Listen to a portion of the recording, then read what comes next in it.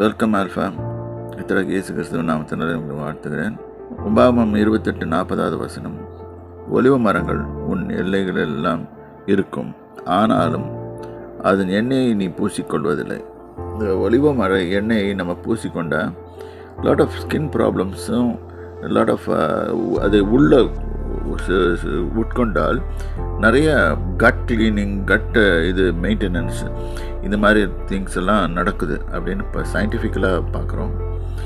So நீ அதை பூசிக்கொள்வதில்லை.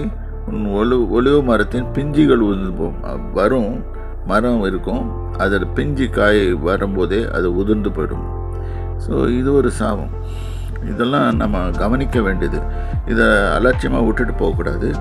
இதை கவனித்து பார்த்து நம்ம பிஞ்சாக இருக்கும்போது உதிர்ந்துச்சுன்னா இது ஏதோ ஒரு கர்த்தர் பேச வர்றாரு, நம்மக்கிட்ட ஏதோ குறை இருக்குது என்று நம்ம இது பண்ணலாம்.